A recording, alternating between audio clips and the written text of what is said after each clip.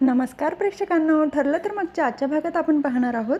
प्रतिमा आत्या सगळ्यांना विचारत असतात, या घरामध्ये जी मुलगी वावरत होती ती बबली लोखंडे होती.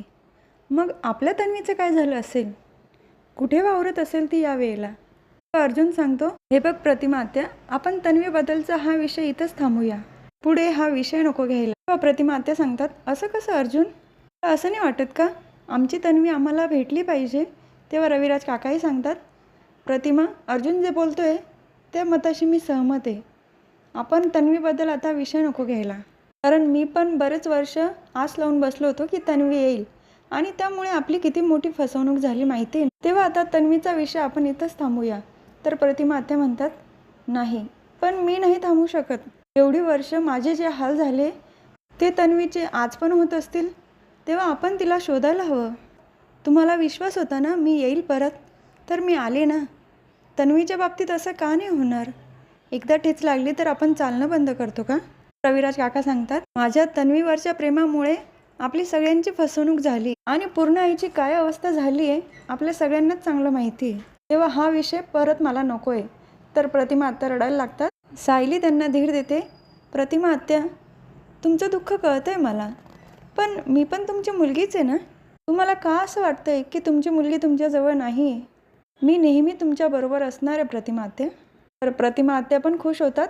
तेव्हा अश्विन पण प्रतिमा आत्यांना सांगत असतो, तुमच्या सगळ्यांमुळे मला लक्षात आलं की आपण नेहमी एकत्र असणार आहे. तेव्हा आपल्यातला बॉन्ड असाच असेल, तेव्हा वाईट मानून घेऊ नको. सायली पण सांगते, प्रतिमा आत्या, एवढी सगळे माणसं तुमच्यावर किती प्रेम करतात, तेव्हा आता डोळ्यातनं अजिबात पाणी काढू नका हां. तर अर्जुन प्रतिमा आत्यांना स्माईल करायला लावतो, आपण सगळे एकत्र आहोत ना, सो बी हॅपी. सगळे हातात हात धरून त्यांच्यातली एकी सेलिब्रेट करतात. तर रूममध्ये आल्यानंतर अर्जुन विचार करत असतो प्रियाबद्दल.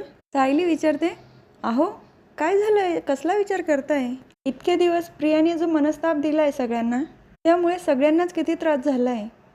तेव्हा मी आपल्या फॅमिलीची अशी अवस्था होईल इमॅजिनसुद्धा केलं नव्हतं. तर सायली अर्जुनला आरशासमोर घेऊन जाते आणि त्यांच्या दोघांची ओळख करून देते. हे बघा, हे आहेत ॲडव्होकेट अर्जुन सुभेदार आणि या आहेत मिसेस सायली अर्जुन सुभेदार. या दोघांनी आजपर्यंत सुभेदार कुटुंब आणि किल्लेदार कुटुंबावर जे काही संकट आले ते सगळे पळवून लावले. तेव्हा अर्जुन म्हणतो, माझं तर माहीत नाही, पण या ज्या घरात जातील ना त्या घरामध्ये दुःख टेन्शन कधीच नसेल. त्यानंतर दोघेही हसतात. तेव्हा सायली त्याला सांगते, असंच हसू कायम बघायचं आहे मला तुमच्या चेहऱ्यावर.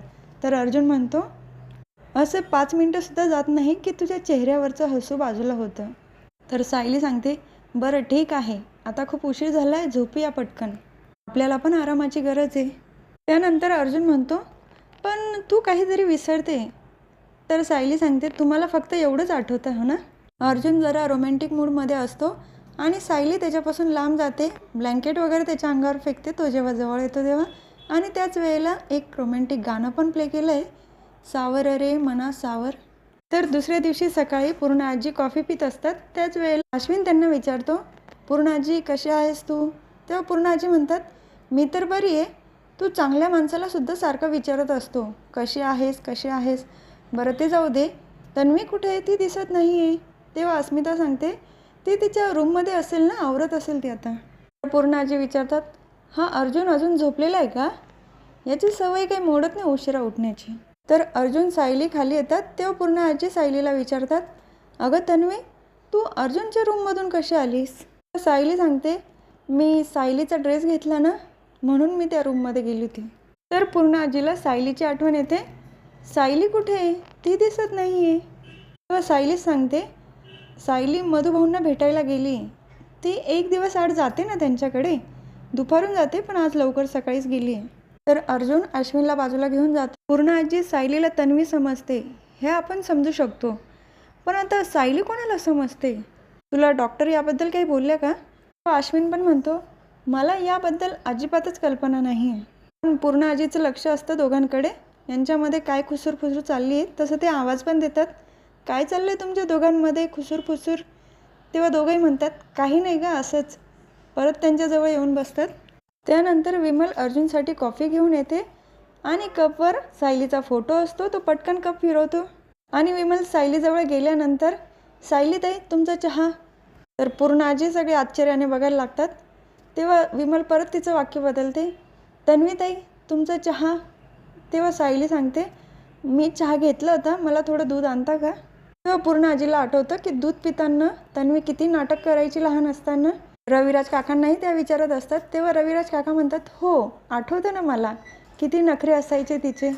तर पूर्ण आजी गाणं म्हणतात, चांदोबा चांदोबा भागलास का, निमोनीच्या झाडामागे लपलास का. आता पुढच्या ओळी तू बोल. तर सगळ्यांनाच प्रश्न पडतो, आता सायली नेमकं कसं बोलेल.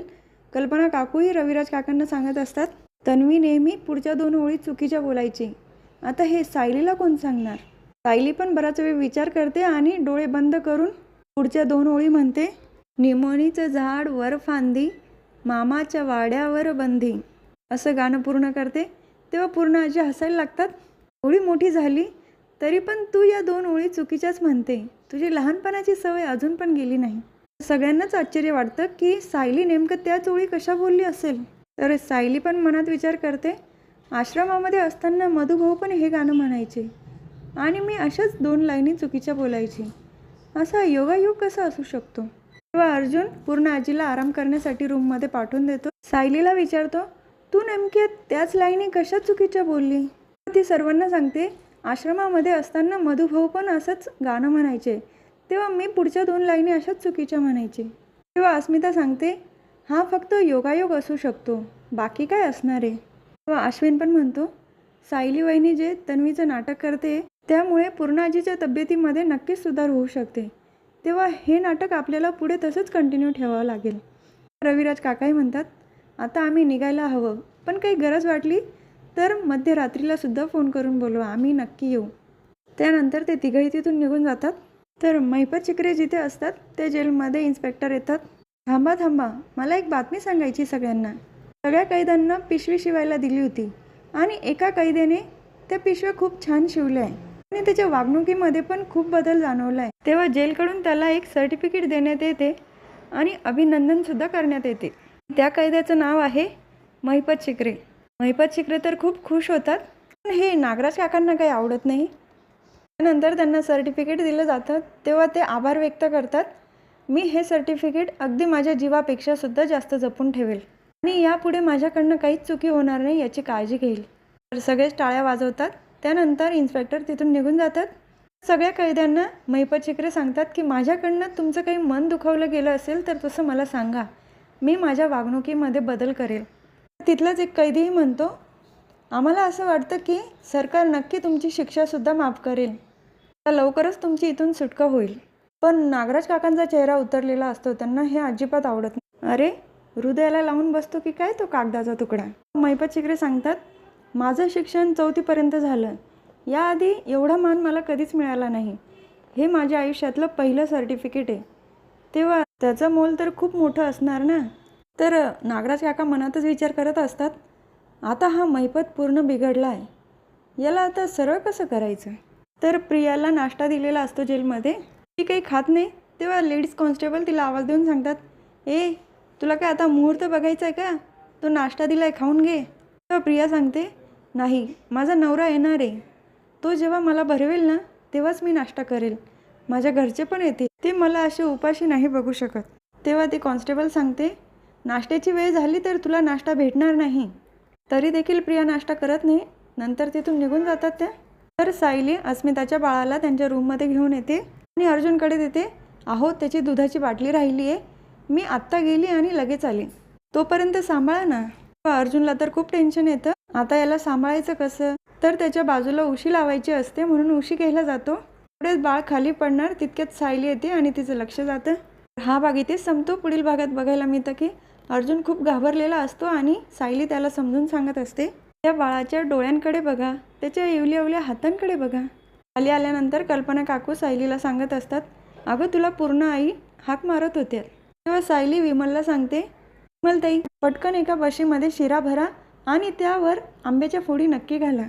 तर प्रताप काकाही विचारतात, अगं पण हे तुला कसं माहिती, कारण तन्वी पण सेम असंच द्यायची शिरा. तर सायली पूर्ण आजीच्या रूममध्ये आलेली असते. तेव्हा आजीकडे साडी मागते, मला तुझी साडी हवी आहे पूर्ण आजी. पूर्ण आजी म्हणतात, माझी जुनी साडी कशाला हवी तुला? तर सायली सांगते, तुझी साडी नेसून मला मिरवायचं आहे. आणि दोघींचं बोलणं प्रताप काका आणि कल्पना काकू दरवाजाजवळ उभे राहून ऐकत असतात. तर हा भाग इथेच संपतो. उद्या पुन्हा भेटूया, ठरलं तर मागच्या पुढच्या व्हिडिओमध्ये. तोपर्यंत माझ्या व्हिडिओला लाईक, शेअर, सबस्क्राईब करा, बेल आयकॉन दाबायला विसरू नका. आणि सर्वात महत्त्वाचं म्हणजे काळजी घ्या.